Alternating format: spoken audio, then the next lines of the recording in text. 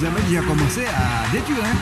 C'est la mobilisation sur place qui a fait que bon, les tracteurs sont partis. Hein. De protection, de biodiversité, mangrove, forêt géophytique et forêt sèche-cala. Des formes de botanique très très fortes comme on a dit.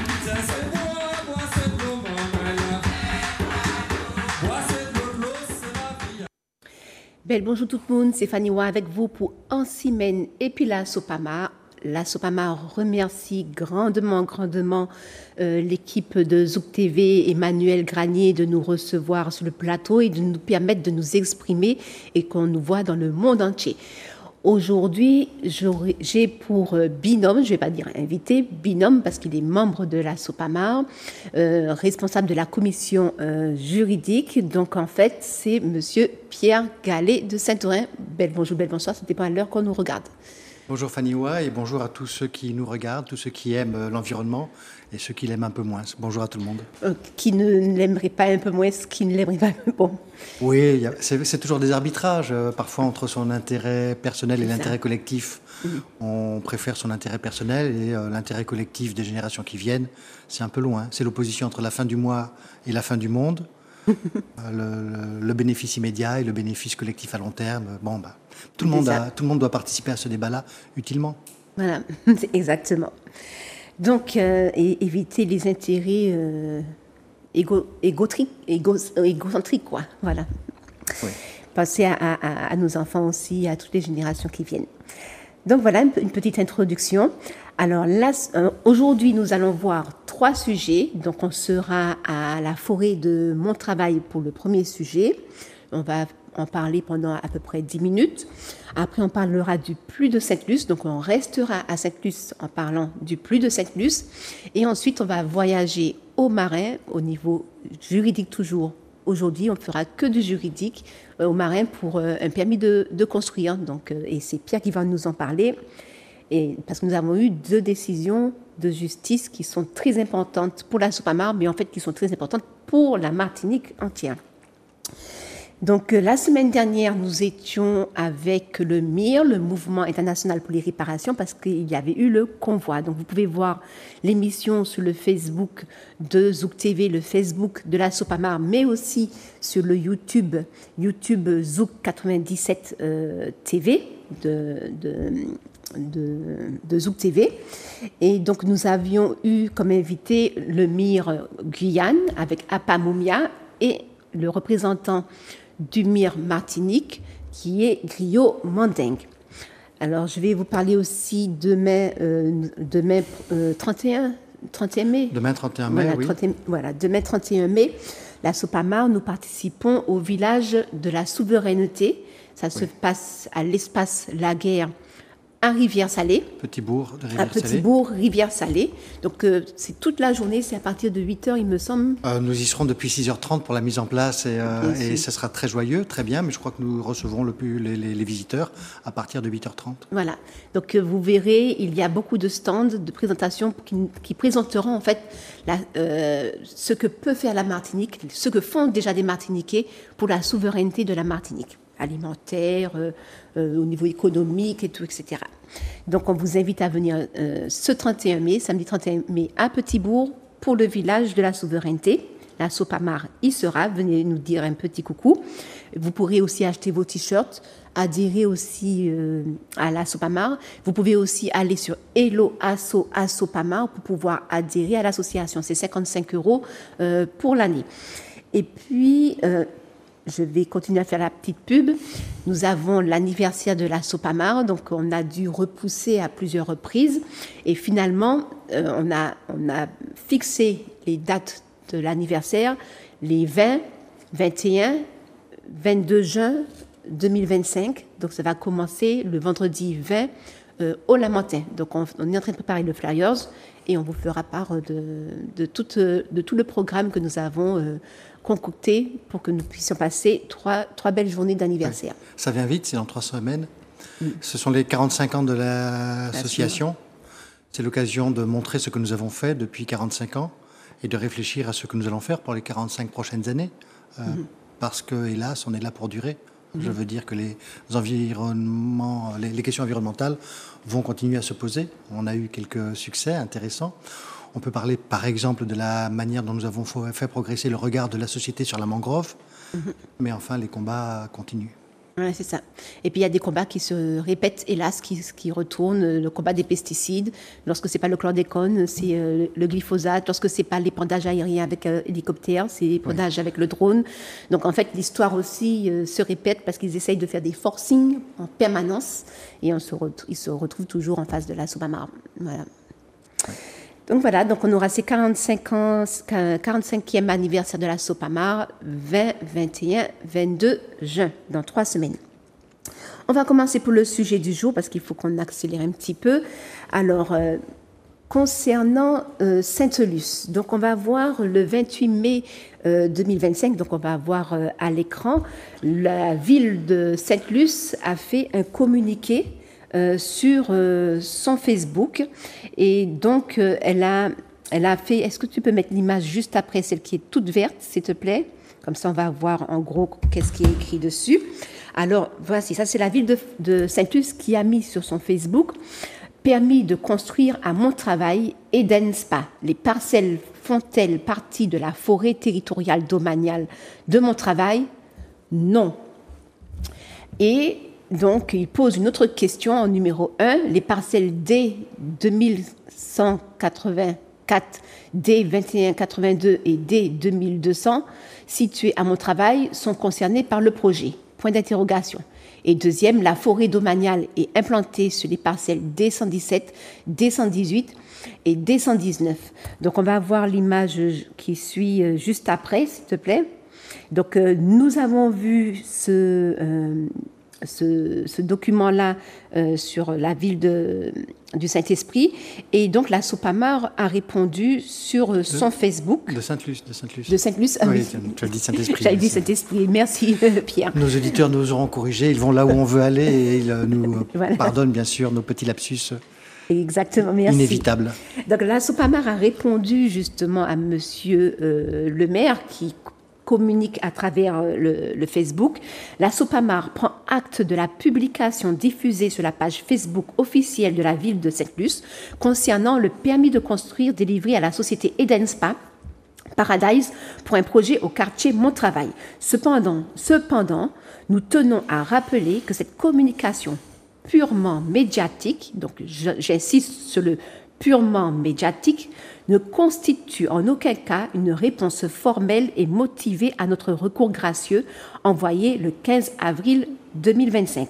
Ce recours adressé par courrier recommandé avec accusé de réception a exposé plusieurs irrégularités majeures entachant le permis de construire PC 97 222 27 24 BR 007, notamment l'occupation illégale de la parcelle D115 appartenant à la collectivité territoriale de Martinique et non mentionnée dans l'arrêté du permis. Donc, est-ce que tu peux mettre l'image suivante, s'il te plaît? Voilà. Merci. Donc ici, c'était l'arrêté, en fait, c'était le permis de construire qu'on est allé voir au service urbanisme de Sainte-Luce. C'était le 9 avril que nous nous sommes rendus à la mairie de Sainte-Luce. Et nous voyons, est-ce que tu peux mettre la page suivante, s'il te plaît? Voilà. Et nous voyons ici les parcelles qui sont concernées par le projet selon le permis de construire qui est affiché à la mairie de Sainte-Luce. Donc nous voyons en haut à gauche la parcelle D115. Est-ce que tu peux voir la prochaine, s'il te plaît? Voilà. Et nous voyons, donc là, c'est un zoom sur le texte du permis de construire. Et nous voyons ici qu'il y a 3 parcelles concernées. Voilà. Et la première parcelle, on voit la D2200 n'existe pas. Lorsque nous avons demandé le plan cadastral de la parcelle D2200 le 8 avril au service urbanisme de Sainte-Luce, eh bien, ils nous ont dit qu'elle n'existe pas. Et pourtant, le projet, comme nous voyons sur le document officiel affiché au service urbanisme, ils disent que le projet est aussi sur la parcelle D2200. Est-ce que tu peux nous mettre la suivante, s'il te plaît, pour que nous puissions continuer? Voilà. Ensuite, voilà. Ah, c'était le 9 avril, je me suis trompée. Et effectivement, donc, vous voyez ici, en rose, entouré en rose, eh bien, nous voyons ici la parcelle D115. Et comme on a mentionné sur le Facebook de la Sopamar, la parcelle D115, c'est une parcelle qui appartient à la CTM. Et on va commencer à voir les images parce que, est-ce que vous vous rappelez, on avait fait une mobilisation le 17 avril 2025 sur le site de mon travail et on avait retiré les roches, les cailloux, tout ça, etc. Donc, est-ce que tu peux montrer, s'il te plaît, l'image suivante? Donc, le 8 mars 2025, nous nous sommes rendus, là c'était le 8 avril 2025, nous nous sommes rendus sur le site et donc le panneau de permis de construire qui était à l'intérieur de la forêt a été déplacé et a été mis accroché à un arbre en bordure de route. Donc là, il y a eu une modification de permis de construire. Ils ont changé, ils ont modifié le nom. Tu voulais dire quelque chose, Pierre? Oui, je peux Vas-y. peut-être éclairer un peu le débat parce que tout ceci, c'est beaucoup d'informations. Je vais aller un peu plus lentement parce que peut-être prendre un peu le temps parce que on est court par le temps, mais il faut pouvoir être compris de nos auditeurs. C'est-à-dire que l'un de nos membres, que je n'ai pas cité, qui est allé se promener dans la forêt de mon travail, c'est-à-dire dans le quartier de mon travail, à un endroit où il y a des arbres, a vu l'affichage d'un panneau de permis de construire. L'affichage d'un permis de construire, ça veut dire qu'il y a une construction qui est autorisée à cet endroit-là. C'est un endroit où il y a des arbres. Et l'affichage se fait à l'endroit où va se faire le projet. On a regardé quelle est la parcelle sur laquelle ça va se faire, d'après l'endroit où c'est affiché, et c'est la parcelle D115, D section D, 115 de la section D, donc on voit très bien l'endroit où c'est. Et quand on analyse un peu, on s'aperçoit que pour nous, la parcelle D115 est une parcelle qui est propriété du Conseil général, à l'époque. CTM, ah oui, CTM Conseil général à l'époque. Et qui ferait partie de la forêt de mon travail. L'emplacement du permis de construire éveille notre attention dans la forêt et quand on fait nos premières recherches, un endroit qui serait collectif et planté en arbre. Et quand on va regarder en mairie le permis de construire, on s'aperçoit que c'est un permis de construire qui est donné effectivement sur la parcelle D115, mais avec des mentions de parcelle D2200. On cherche la parcelle D2200 et on ne la trouve pas. Pourquoi faire mention dans un acte administratif d'une parcelle qui n'existe pas? Peut-être qu'il y a des souhaits de morcellement de parcelles et qu'il a déjà été procédé à un repérage des lieux et qu'un géomètre a déjà commencé à affecter la parcelle à un nouveau numéro une fois qu'elle sera découpée. Mais lorsque ce sera fait, ça existera. Tant que ce n'est pas fait, ça n'existe pas. Et nous qui sommes le public, qui avons le droit de savoir ce qui va se faire, comment, pourquoi, on n'est pas correctement renseignés. Et fort de toutes ces questions, on s'adresse au maire pour lui dire mais ce permis de construire qui se déploie dans une forêt, qui se déploie sur une parcelle que nous n'identifions pas, et notre élément d'analyse nous permet d'avoir d'autres considérations sur la parcelle, qu'elle est en état boisé, qu'il s'agit d'une parcelle de la CTM, qu'il s'agit d'une parcelle d'un numéro différent, plus d'autres considérations sur le permis de construire, l'endroit de l'affichage, d'autres considérations nous font que nous vous faisons un recours gracieux. Nous vous demandons de reconsidérer votre décision et en attendant de la reconsidérer, de nous donner des éclaircissements sur ces choses qui sont louches. Et le maire ne nous répond pas. Il a 2 mois pour nous répondre. On lui a écrit le 15 avril. Le 15 juin, s'il ne nous a pas répondu au 15 juin, ça voudra dire qu'il répond non à chacune de nos demandes. Mais en attendant, il ne nous a pas répondu. Et il a fait une communication sur sa page Facebook et ailleurs, mais y compris sur le site, pour pouvoir mettre une photo en disant non, c'est pas la parcelle 2200, c'est bien. La forêt de mon travail, elle est sur 2018, 2019, 2020, pas sur... 119, 118, 119, 120 et pas 115. Et donc, il y a un amalgame qui a été fait par la Sopamar. Très bien, c'est possible. Ou un amalgame qui a été fait par lui, mais il faut que ce soit tranché. Nous ne sommes absolument pas renseignés. Et si on reste sur cette incertitude, on va demander son avis au tribunal qui tranchera sur les interprétations des uns et des autres. Merci Pierre, c'est super. Là, je comprends mieux aussi. Tu comprenais déjà. Tu avais.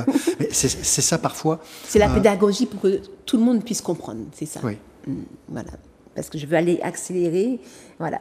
Et donc, on va avoir des images. Donc, on va voir justement, lorsqu'on va sur le site, eh bien, on se rend compte que c'était des arbres qui étaient présents sur le site. Donc, est-ce qu'on peut voir les images des photos? Voilà. Donc, ici, nous avons une image avec un engin et on voit qu'en fait, qu'un morceau de forêt a disparu. Est-ce qu'on peut regarder la prochaine image, s'il te plaît? Voilà. Et ici, des souches d'arbres complètement déracinées. Donc, toute cette zone-là était boisée. Et donc, on voit clairement que c'est un morceau de forêt, que c'est de la forêt. Voilà. Ah oui, c'est très clairement en état boisé. Et c'est pas en état boisé parce qu'il y a 3 arbres sur une parcelle, c'est en continuité de l'ensemble bien connu que nous connaissons tous, qui est la forêt de Montravail. On est dans la forêt de Montravail. Est-ce qu'on est dans les limites administratives de la forêt de Montravail? Nous pensons que oui, la mairie pense que non. On va éclairer. Mais il y a tout lieu de penser qu'on est, on est très clairement dans un espace boisé, très anciennement boisé. Mais on le voit de toute façon sur le site, on voit clairement. Ouais. Est-ce qu'on peut voir les images suivantes? Donc, qu'est-ce que nous avons décidé de faire? En fait, voilà, on a décidé de réparer ce qui a été effectué au mieux. Donc, on a décidé de planter. Donc, en fait, moi, j'avais décidé de planter. Lorsque j'ai vu ça, j'ai dit non, on ne peut pas laisser ça comme ça. Donc là, j'ai mis du coubaril, j'ai mis du papayer que j'ai arrosé. J'avais fait une vidéo, j'avais fait un live. Ça, c'était moi, personnellement, qui avais fait la démarche. Et j'ai commencé à planter. Et puis, le lendemain, lorsque j'ai continué à planter, il y a 2 dames qui ont vu ma vidéo sur mon live. Et puis, elles ont décidé de venir aussi planter des arbres. Donc, elles ont planté des abricotiers, tout ça, etc. Donc, on s'est mis à planter, mais après, lors de la mobilisation, on a dit on ne peut pas laisser la terre là où poussent les arbres, sous les roches, sous les graviers qui ont été mis. Donc, on a décidé de les retirer pour libérer la terre. Donc, nous voyons ici qu'en une journée, nous avons pu, donc il y a Action-Réaction, le PPP, la Sopamar, des sympathisants, des voisins, ils sont tous venus pour que nous puissions réhabiliter le site à la main, libérer la terre de tout ce qui avait été déposé. Voilà, donc nous avons eu une très belle mobilisation, c'était pas évident. Mais il y avait eu une belle solidarité. Regardez, il y a eu beaucoup de monde. Et là, c'est la photo de l'après-midi. Mais il y a des personnes qui sont venues, qui sont reparties, qui sont parties, qui sont venues. Il y avait des passages de personnes. Donc, on a mis la forêt. Il faut la respecter, c'est essentiel. Il y a Henri Louis Régis qui avait fait un témoignage que j'avais mis il y a 3-4 semaines de cela sur Zouk TV. Voilà, la chanson Thé boit de l'eau. Donc, on avait aussi chanté la chanson Thé boit de l'eau. Donc, on a eu une très belle mobilisation. Nous sommes la voix de la forêt. Voilà, parce que la forêt ne parle pas. La forêt ne marche pas. Elle ne peut pas se révolter. Donc, nous devons, nous, êtres humains, être de la bienveillance et pouvoir protéger la forêt comme on protège la mangrove, parce que la mangrove ne peut pas se défendre par elle-même. La mangrove ne va jamais en mairie regarder quel a été le permis de construire qui a été délivré. L'arbre ne va pas aller consulter un PLU ou se défendre au tribunal administratif. Et l'arbre, ce n'est pas que l'arbre, c'est notre arbre et l'arbre des générations qui viennent. Mais ça ne veut pas dire non plus que l'arbre est par essence prioritaire sur nous et que nous devons uniquement nous préoccuper des arbres. C'est un dialogue qui doit être fait. Nous devons replanter des arbres quand ils ont été détruits injustement. Il faut parfois affecter des terres à l'agriculture, ce qui va faire un déboisement, éventuellement à l'urbanisation, ce qui doit faire un déboisement, mais ça doit être fait que dans des considérations réfléchies, équilibrées, et qui sont préservatrices des fonctions essentielles des zones naturelles et des objectifs économiques ou humains ou sociaux ou sociétaux que représente la nature. Mais de toute façon, c'est légalement, dans la légalité, dans le droit, il y a cet équilibre-là qui existe, mais est-ce qu'il est toujours exercé? C'est-à-dire que lorsque il y a une zone, lorsque l'État donne l'autorisation de défricher un terrain, elle demande à compenser ailleurs, c'est-à-dire à reboiser ailleurs ou financièrement dédommager pour que l'ONF éventuellement puisse pouvoir compenser ce qui a été disparu, quoi. Alors, à la base de tout ça, il y a des plans. Des plans géographiques qui vont définir des espaces et des plans réglementaires qui vont définir les fonctions de ces espaces. Le rapport de la société au sol passe par aujourd'hui beaucoup directement le plan local d'urbanisme, le PLU. Mais s'il n'y a pas de PLU, on est dans le règlement national d'urbanisme. La loi dit que il y a les zones urbanisées qui ont vocation à être urbanisées urba, ville, donc les zones construites dans lesquelles on peut construire, les zones naturelles qui ont vocation à être naturelles, donc dans lesquelles il y a l'état naturel à respecter, les zones agricoles qui ont vocation à rester agricoles, dans lesquelles il faut respecter les conditions agricoles. Ça, c'est le règlement national d'urbanisme, mais il a été décidé, il est encouragé que les maires aient une vision sur leur territoire qui consiste à dire « mais moi j'ai besoin d'une école par ici ». J'ai besoin d'un développement de l'agriculture, mais j'ai aussi besoin de mettre une piscine, j'ai besoin de mettre un hôpital, j'ai besoin de faire passer une route, j'ai besoin de...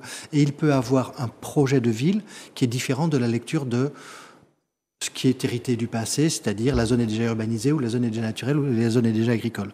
Et donc il peut s'inscrire dans un projet de ville qui va déclasser des terrains. Il va en mettre certains qui étaient agricoles ou naturels en constructibles, d'autres qui étaient constructibles en naturel ou en agricole, et d'autres qui vont passer entre naturel et agricole.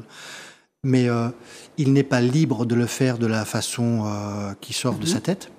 Il est tenu par... le respect du droit. La même chose à un niveau supérieur, c'est-à-dire que s'il y a le PLU à l'échelle de la commune, il y a le SCOT, schéma de cohérence territoriale, à l'échelle de l'intercommunalité, qui va, lui, placer les équipements structurants.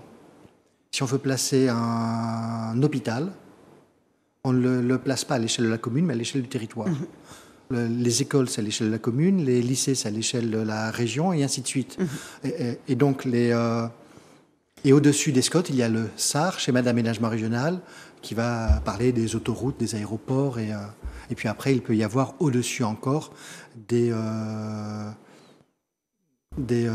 objectifs d'intérêt national quand il s'agit de mettre, par exemple, une base militaire, un centre nucléaire. Un aéroport. Et puis après, là-dessus, il peut y avoir des tricheries ou des histoires de priorité. On le voit par exemple avec l'idée de vouloir urbaniser à Pays-Noyer-du-Cos. Et on ne peut pas urbaniser Pays-Noyer-du-Cos parce que le SAR ne le permet pas, le SCOT ne le permet pas, le PLU ne le permet pas. Et il y a la volonté de faire une zone urbanisée de 70 hectares et plus. Et pour pouvoir passer cette zone de 70 hectares et plus, il y a l'idée d'en faire un objectif d'intérêt national, un OIN, et donc à égalité avec un aéroport ou une zone militaire pour pouvoir faire une zone d'écotourisme. Voilà. Enfin, donc en fait, oui, un éco-village. Non, c'est pas l'éco-village, c'est autre chose. L'éco-village, c'est plutôt vers Carrère. Là, c'est plutôt vers Pays-Noyer, et c'est donc une zone. On en avait parlé dans une précédente émission. Et donc là, tous les éléments sont en place. Et quand une forêt est déclarée comme forêt, elle peut être aussi déclarée forêt dans ce qu'on appelle les espaces boisés classés. Quand on dit que c'est si j'ai une parcelle dont je suis propriétaire et que c'est une parcelle constructible, eh bien, je peux construire dessus. Si je la laisse un peu sans m'en préoccuper, elle va pousser, et puis il va y avoir des arbres au bout d'un certain temps. Mais si elle est constructible, elle n'a pas de destination à être forêt. Et donc, si les arbres ont poussé et qu'ils sont là depuis un certain temps, je vais me tourner vers la direction de l'agriculture et des forêts pour dire « mais j'ai quelques arbres là, ma parcelle est constructible, je veux construire quand même. Qu'est-ce que vous m'en dites ?» La DAF va me répondre « vos arbres ont 3 mois, vous pouvez les enlever. » Il va me dire « vos arbres ont 30 ans. À 30 ans, ils sont protégés. Donc, si vous voulez les enlever, il va falloir en mettre d'autres. Ailleurs, vous allez trouver. Et si vous n'en mettez pas d'autres, il va falloir payer une compensation pour que l'ONF ou d'autres puissent planter les arbres. Ou alors, il peut même me dire, mais attendez, votre arbre, il contient des espèces protégées, et donc on n'y touche pas. Ou alors, il est en connexion avec un espace plus grand, la forêt de Montravail par exemple, et là-dessus, on ne va pas commencer à grignoter le massif, donc non, on n'y touche pas. Ou alors, on peut même dire que les arbres sont essentiels au maintien des pentes, parce que sinon, l'eau va ruisseler, ça va partir. Et c'est ce qu'on a vu à Cheval Blanc. Donc, Cheval Blanc, c'est à Bellefontaine. Cheval Blanc, c'est à Bellefontaine. C'est une forêt sur laquelle il y avait des ravines en bas. Des espèces rares protégées. Alors, les espèces rares protégées, c'est autre chose. Il y avait aussi Il y avait arbres. des espèces rares et des espèces protégées, ce n'est pas la même définition. Et c'est là que le représentant de la commission juridique va parler. Il y avait des tragodes, mon Dieu, j'ai plus le nom Des quoi? scientifique. Des tragodes, des arbres, Ok. qui sont si rares qu'ils ont été référencés par l'homme en 1991. Et on a établi la liste des espèces protégées, des arbres protégés en 1988, 3 ans avant de connaître les arbres. Quand nous sommes allés au tribunal pour dire mais on ne peut pas raser la zone, il y a des arbres qui sont extrêmement rares et en danger d'extinction, vulnérables et en danger d'extinction, le tribunal administratif nous a dit mais ils ne sont pas sur la liste, ils ne sont pas protégés. Et c'est là que tu dis des arbres en danger et protégés. En danger et protégés sont deux notions distinctes. Et il faut pouvoir... et c'est l'un des travaux de la SOPAMAR, c'est de faire rentrer le réel dans la description du monde. Quand on a des mangroves et qu'on nous dit non, c'est une zone constructible, qu'est-ce qui l'emporte? La réalité, c'est des palétuviers, c'est de l'espace saumâtre, ou alors non, il y a un plan qui dit quelque part que c'est une zone constructible. Nous voulons faire dialoguer les deux notions, et parfois c'est peut-être pas vraiment une mangrove, c'est 3 mètres carrés, et puis c'est des eaux usées d'à côté, et puis ça sent mauvais, mais ça sent pas mauvais comme la mangrove, donc on s'est trompé. Alors c'est vraiment une mangrove, et à ce moment-là, c'est le document qui s'est trompé. Donc nous ne détenons pas la vérité absolue, mais on doit faire remonter la vérité que nous indiquent bien souvent les Martiniquais qui connaissent bien les quartiers pour pouvoir le mettre dans le débat juridique. C'est ça, la réalité. Et donc, à mon travail, est-ce qu'on est dans la forêt et la propriété de la CTM, ou est-ce qu'on est dans la propriété privée de Eden Spa ou de je ne sais pas, le promoteur, et est-ce qu'on est dans une zone qui est distincte de la forêt de mon travail? Ça reste encore à trancher. Voilà, donc vous avez compris, forêt mon travail.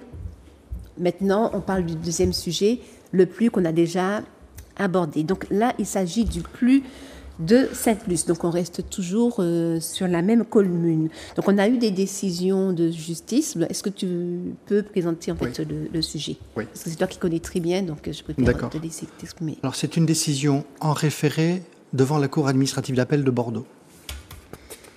Une décision en référé, c'est une décision qui est la décision de l'urgence et de l'évidence. Lorsqu'on dit au tribunal qu'il y a une situation qu'on ne peut pas laisser sans être jugé parce que ça va avoir des conséquences importantes, immédiates, irréversibles, eh bien, il faut que le juge tranche rapidement, à condition que la situation soit extrêmement claire du point de vue du droit et que ça ne fasse pas vraiment débat. C'est ça un référé, et c'est ça un référé administratif. De quoi parle-t-on? La commune de Sainte-Luce, mais nous avons beaucoup de considération pour le maire, qui fait par ailleurs un travail très important. Mais il se trouve qu'aujourd'hui, on a 2 actualités qui mettent en question notre rapport avec le foncier et avec cette mairie. Mais c'est plus un effet de circonstance qu'un effet d'inquiétude particulière.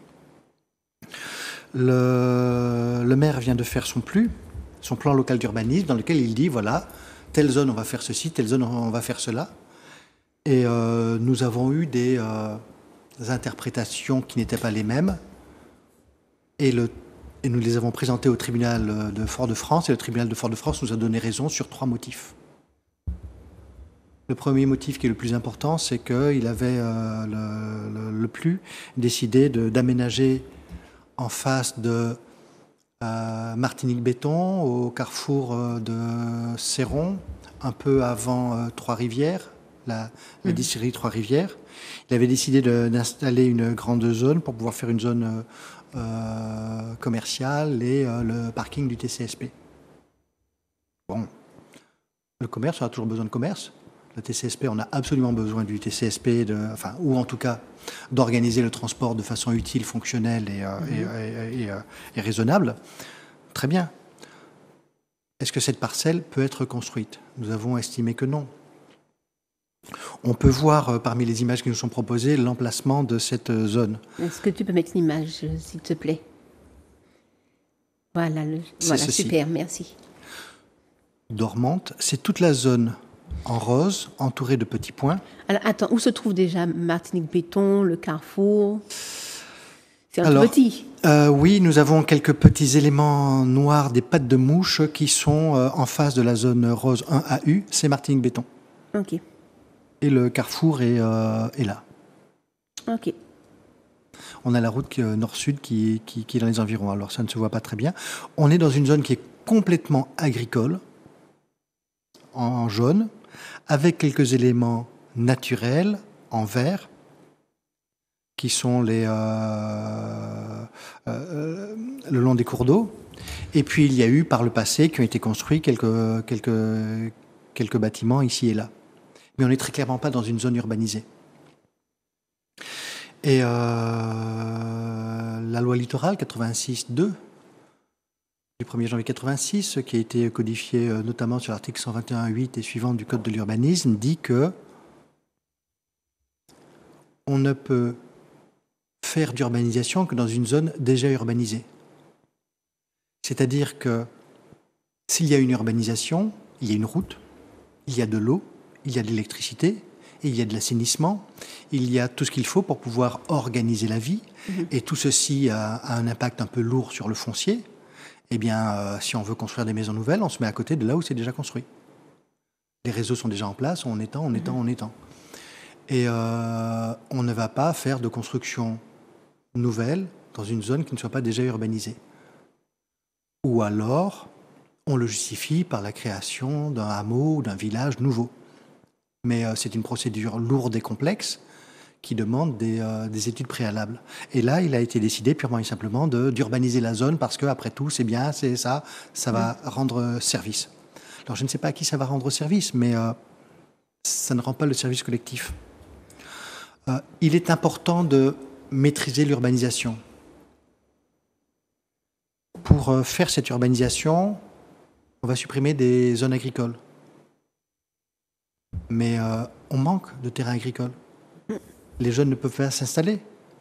Nous avons besoin de terrains agricoles supplémentaires pour pouvoir aller vers l'autonomie alimentaire, la souveraineté alimentaire.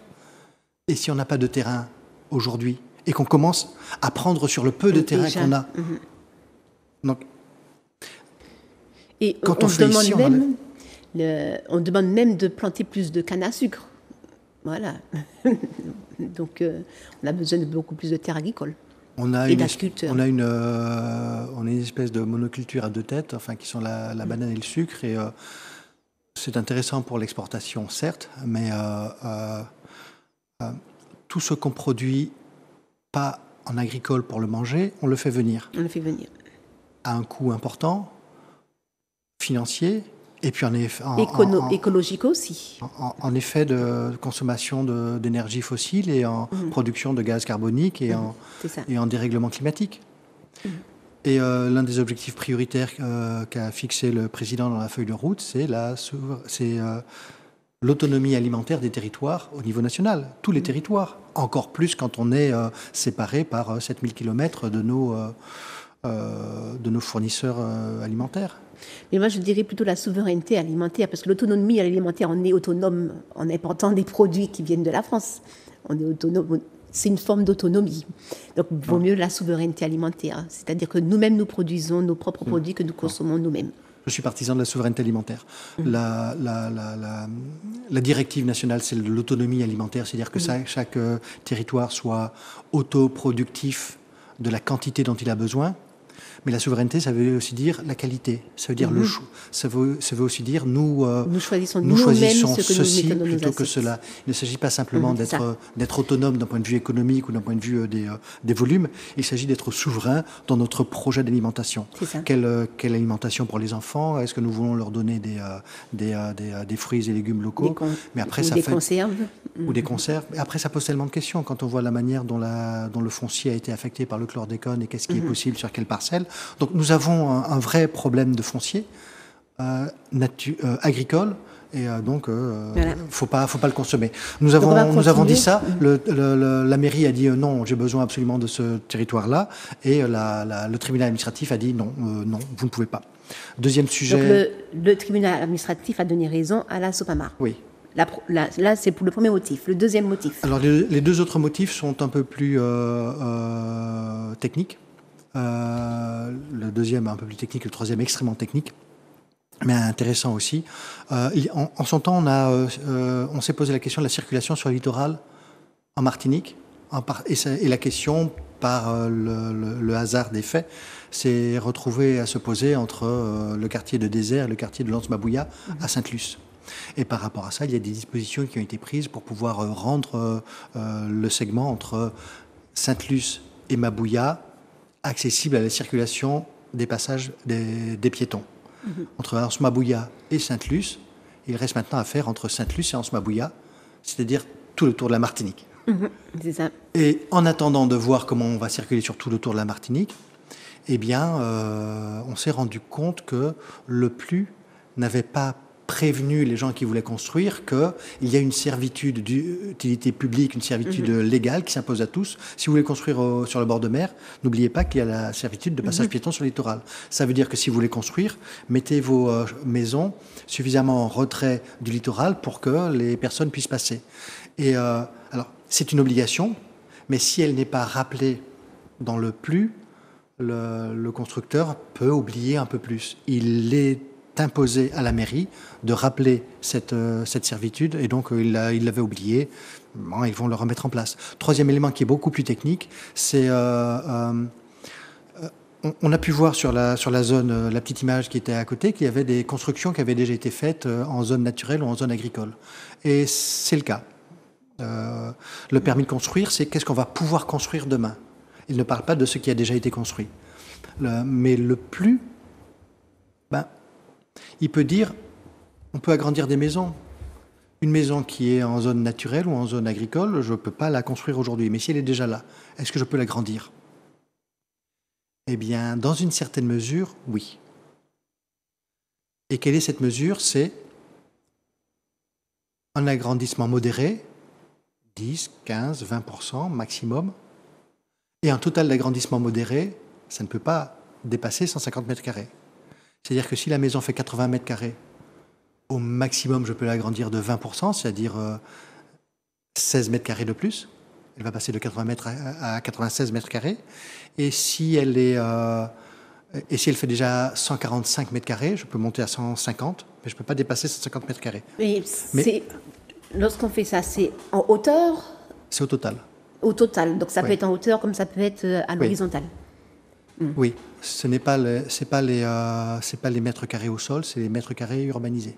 Ok. Une maison de 120 mètres carrés sur 2 étages, c'est une maison de 240 mètres carrés urbanisée. Ok. Par rapport à ça... Mais c'est quand même mystique parce que il vaut mieux faire... Nous sommes sur une île, donc il vaut mieux construire en hauteur pour faire des économies de surface. Alors construire en hauteur pour faire des économies de surface, oui, ça c'est la densification. Il s'agit dans des endroits qui sont déjà affectés à l'urbanisation de construire davantage. Là où il y a une villa, de mettre une petite promotion de 4-6 appartements. Et là où il y a des appartements qui vont jusqu'à 4 étages, si le PLU le permet, monter à 5-6 étages. Oui, c'est la densification. Mais en contrepartie de la densification, qui est permise, voire encouragée, on demande à ce que les zones naturelles et agricoles restent naturelles et agricoles. Et c'est tellement important qu'on va vers une notion qui est en train d'être mise en place par la loi, qui est le zéro artificialisation nette. Jusqu'en 2030, je crois, l'objectif. C'est une marche en avant. À une certaine époque, on regarde ce qui a été urbanisé sur les 10 dernières années. S'il y a eu 100 hectares sur l'espace sud, eh bien, pour les 10 années suivantes, on ne fera que 50 hectares entre 2020 et 2030. Puis entre 2030 et 2040, on divise encore par 2. Si c'était 50 hectares, ça devient 25 hectares. Et en 2050, on s'arrête, on n'urbanise plus. Sauf si on fait un objectif d'intérêt national, auquel cas on met une espèce de pimpon sur son projet et on est affranchi des limites qu'on a mis aux autres. Mais encore faut-il que cet affranchissement se justifie C'est pas juste on met un pimpon parce qu'on a envie d'un pimpon, c'est on justifie que son projet est un réel projet d'objectif d'intérêt national. C'est ça. Donc on parlait justement du troisième motif, la construction des zones naturelles et des zones... C'est ça. Alors on peut agrandir un petit peu, mais par rapport à quoi? Par rapport à ceux qui étaient présents en 1986. Et le maire disait non, c'est par rapport à la date d'application. Pourquoi 1986 ? Parce que c'est la loi littorale qui le décide et que c'est la loi littorale qui a été passée le 2 janvier 1986, 3 janvier 1986. Donc c'est à partir du 3 janvier 1986. Ce qui est existant à cette date-là peut être agrandi. Donc si en 1986 j'ai une maison qui fait 80 mètres carrés, je peux l'agrandir jusqu'à 96 mètres carrés. Mais si je l'ai construite en 2000, eh bien elle n'a pas vocation à être agrandie. Et la mairie disait mais si, on peut les agrandir. Le tribunal administratif lui a donné tort sur ce point-là. Et ensuite il est allé devant la cour d'appel pour dire mais non, cette décision me fait grief parce que je veux aménager ma commune comme je le souhaite. Et puis c'est mal jugé. Il a présenté beaucoup d'arguments et le tribunal administratif a répondu mais dans vos arguments je ne vois rien qui soit de nature à me convaincre de changer d'avis. Donc on a emmené la décision du plus, je crois. Oui. Pour la cour d'appel. On peut mettre à l'affiche, afficher sur l'écran, s'il te plaît. On a les 4 pages. Voilà, donc ça, c'est l'appel. Oui, alors on va le voir, c'est assez petit. On a tous les arguments qui ont été déposés, exposés par la mairie pour dire que vraiment c'était lui faire un grief immédiatement parce qu'elle allait être embêtée et que ça la contraignait. Et le deuxième, c'était que c'était mal jugé. Et on va le voir peut-être dans un extrait de la page actuelle, qui est de dire. T'arrives à lire ? Ah non, ça ce n'est pas l'arrêt de la cour d'appel. C'était le jugement dans lequel il était enjoint à la mairie de mettre son plus en conformité dans un délai de 2 mois, c'est-à-dire de supprimer la zone de Céron, de supprimer la date de l'entrée en vigueur du plus pour les extensions d'urbanisation d'une construction existante, et c'était de mentionner l'obligation de respecter la servitude de passage piéton sur le littoral. C'était la décision. Et la décision de l'arrêt de la cour d'appel est assez intéressant dans la mesure où il est un peu sec. Il dit « Je ne vois pas dans les arguments que vous développez ce qui va me convaincre ». On pourra mettre ça sur le Facebook de la SOPAMA. Il a été mis sur le Facebook de la SOPAMA, mais c'est un jugement. Vous pourrez le lire. C'est un jugement avant jugement. C'est un jugement qui est en référé en attendant de discuter au fond de la réalité et de la pertinence. Mais ils auront peut-être des arguments supplémentaires à développer auxquels nous répondrons à ce moment-là. Mais dans l'état actuel de la compréhension du tribunal, c'est bien jugé.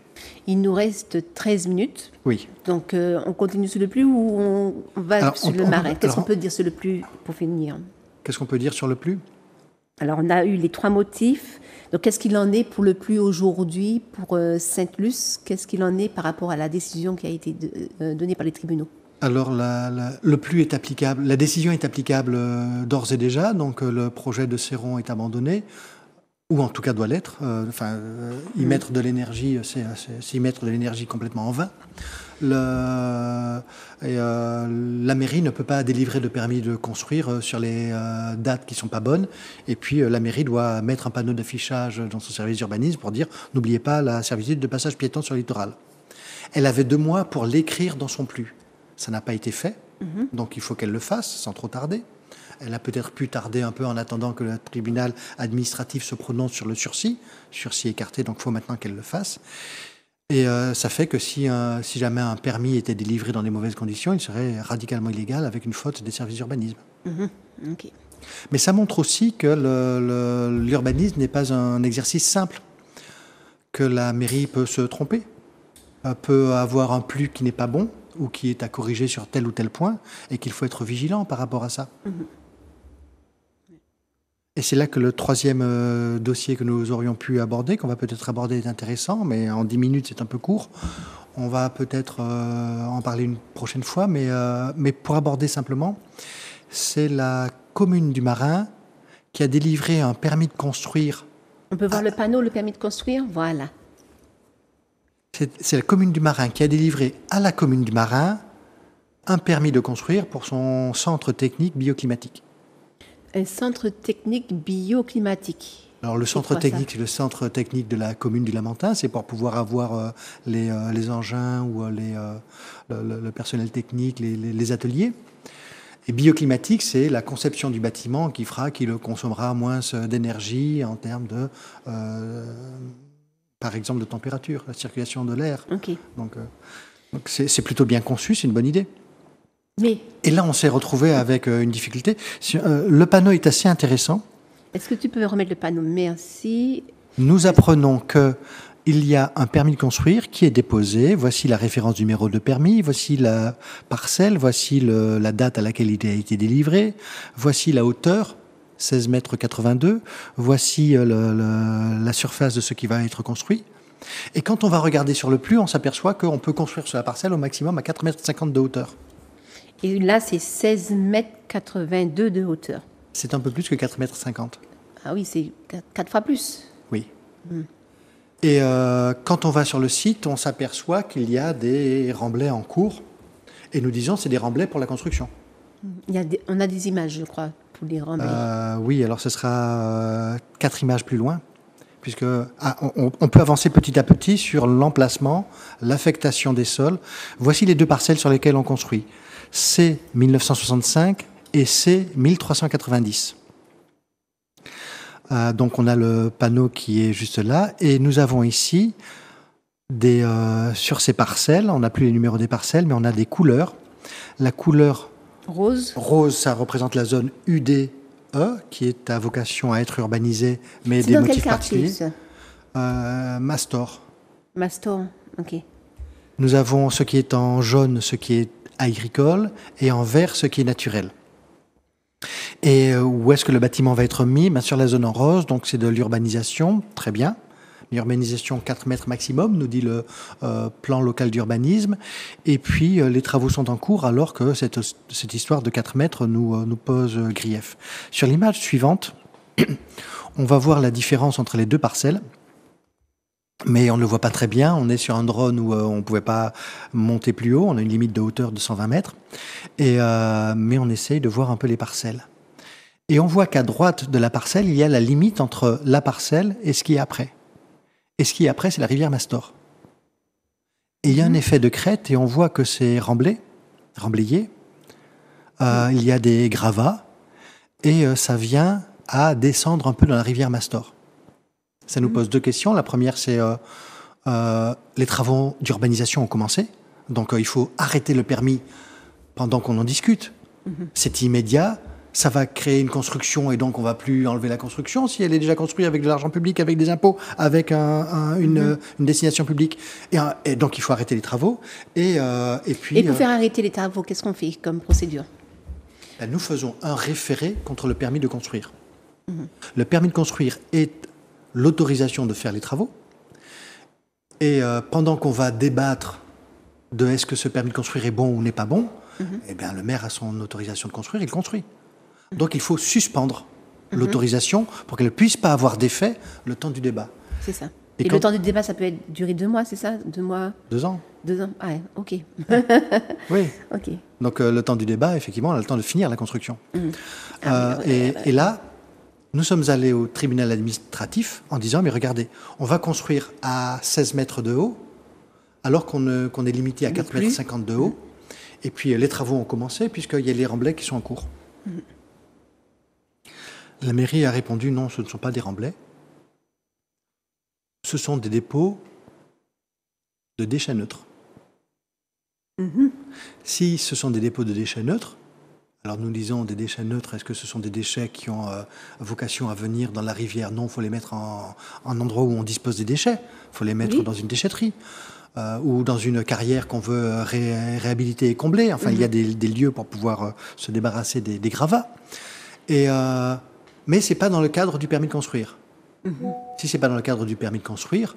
Pourquoi il y a des engins? Notre débat sur le permis de construire n'est pas concerné par ça. Donc quand on est en train de parler de l'urgence, il n'y a pas d'urgence puisque ce n'est pas les travaux du permis de construire. On coupe les cheveux en 4. Et là, on va couper les cheveux encore plus en 4, c'est que quand nous allons devant le tribunal administratif pour dire « mais il faut arrêter les travaux, d'abord ils ont commencé ». Non, ils n'ont pas commencé, nous dit la mairie. et le tribunal les croit. Mais surtout, nous disons qu'on va construire à 16 mètres de haut. Le tribunal dit oui, peut-être, je ne sais pas. Comment ça, vous ne savez pas? C'est marqué sur le panneau. Non, mais ce n'est pas le panneau qui démontre ça. Le panneau annonce des choses, mais il faut aller voir le permis de construire. Montrez-moi le dossier. Et quand on demande à avoir le dossier, on ne l'a pas. Parce qu'elle y va une fois, 2 fois, on ne lui donne pas, le dossier est dans le bureau du maire, il n'y a pas accès. Et les travaux continuent? Alors, comme nous nous sommes manifestés, les remblais ont arrêté. Et il n'y a pas eu de coup. Les remblais, les déchets. C'est ça, la définition. Les remblais déchets, et les déchets. Remblais, travaux, construction. Ils jouent avec les mots. Mais c'est important, les mots. Est-ce qu'on est dans un espace... Tout à l'heure, on disait qu'il y avait des forêts, mais est-ce que c'est un espace boisé? Et c'est juste 3 arbres qui ont poussé pendant que je ne passais pas ma tondeuse pendant 3 ans?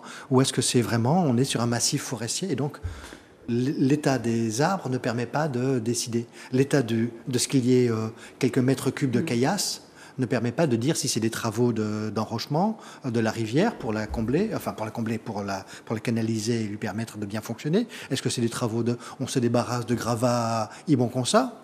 Ou est-ce que c'est des travaux? Et nous, Il nous reste 4 minutes. D'accord. Nous, on a posé la question du point de vue de l'urbanisme. Et on a eu tort, parce que ce n'était pas dans le cadre des travaux. La question se pose maintenant sur la destination de ces gravats. On en parlera ailleurs, peut-être dans une autre émission. Mais en tout cas, sur la hauteur, le tribunal nous a dit mais vous ne faites pas la preuve que ça va être une hauteur démesurée.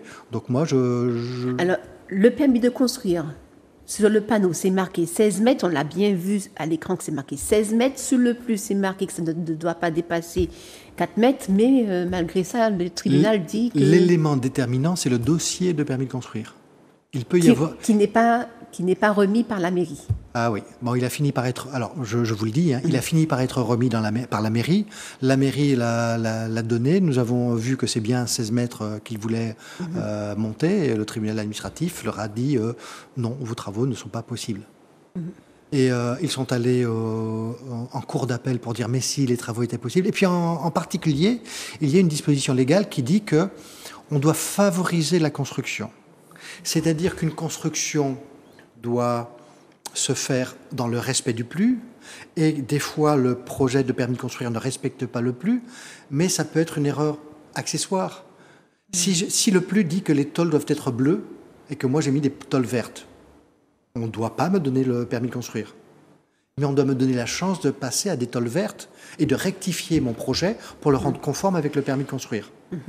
Pour le rendre conforme avec le plus. Et si c'est faisable, le tribunal doit me laisser faire. Et là, la mairie a dit, mais voilà, vous ne m'avez pas donné la chance de modifier le plus pour le rendre conforme à mon projet.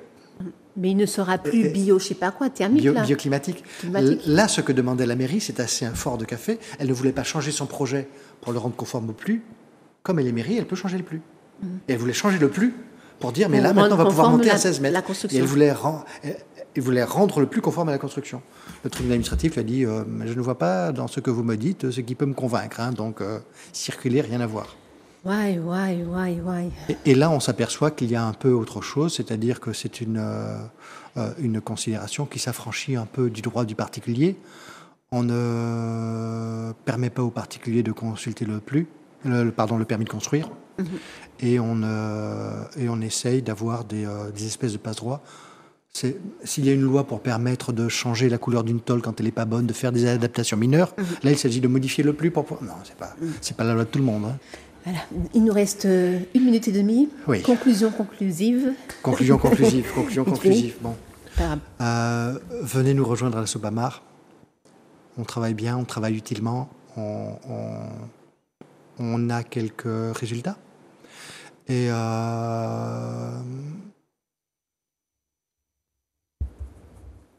comment dire les choses? Il faut qu'on soit plus encadré, mieux encadré. La loi est là pour opprimer le fort, protéger le faible. Si j'ai une grosse voiture qui me permet d'aller à 300 km/h sur l'autoroute, je ne peux pas, la loi me l'interdit.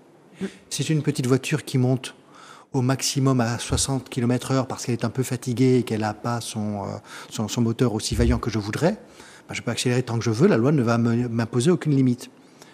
Mais je serai protégé contre celui qui ira à 300 km/h que je n'aurais pas vu venir, et c'est le principe. De même pour les constructions, les permis de construire. Un maire n'est pas là pour donner un permis de construire de complaisance ou refuser un permis de construire à quelqu'un qui ne lui plaît pas. Comme une punition, quoi. Il s'agit purement et simplement de savoir quel est le cadre légal qu'on s'est donné et de l'appliquer avec les particuliers. Et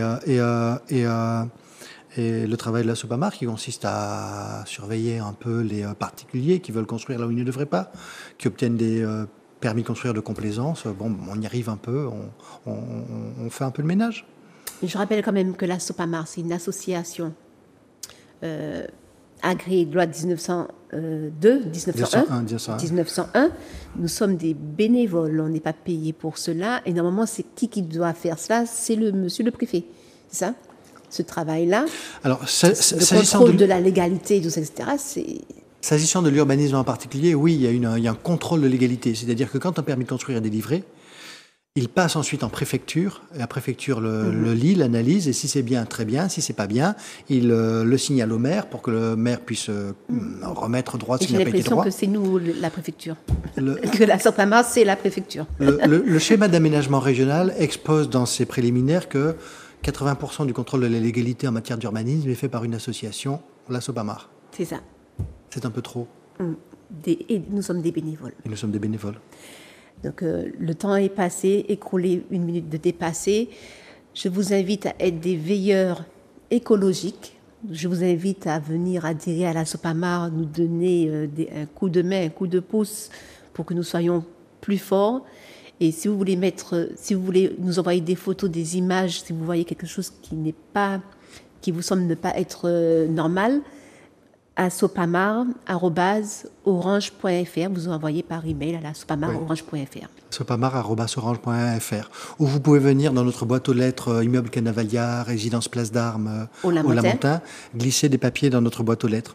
Ce sont des sources d'informations utiles, pertinentes. Nous vérifions derrière et lorsqu'il y a matière à taper du poing sur la table, on tape du poing sur la table. Et vous pouvez même être anonyme, il n'y a pas de souci. Vous êtes absolument anonyme. Vous êtes protégé par la loi et vous êtes protégé par le fait qu'on... Vous ne mettez pas de nom, vous mettez dans la boîte aux lettres, on va vérifier. Ou alors vous pouvez signaler en signant si vous pouvez nous apporter des éléments de fait importants derrière. Savoir à quelle date, quoi, comment... Mais si vous voulez nous faire un signalement, dites-nous bien qu'est-ce qui se passe, à quel endroit, à quelle date. Oui, surtout. Voilà. Et avec les éléments de preuve. Mais et après, on voit comment on avance. Mais venez à la SOPAMAR. Voilà. L'ambiance est bonne. Je dirais pas que c'est une famille, mais enfin, je le pense très fort. Merci. C'est très. Enfin, ouais. Voilà. Ensemble. Ok. Eh ben, désolé pour les 3 minutes. Mais merci Pierre, et puis on va continuer, d'ici 2 mois peut-être ou 3 mois, on va avoir un autre rendez-vous sur le plateau. Très bien, à bientôt. À très bientôt sur Zouk TV. Merci Zouk TV, merci Monsieur Granier, et à très bientôt.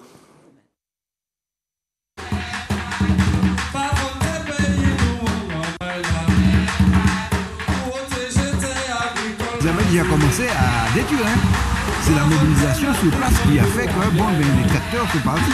De protection, de biodiversité, mangrove, forêt géophysique, forêt sèche, des formes de botanique très très fortes comme on a dit.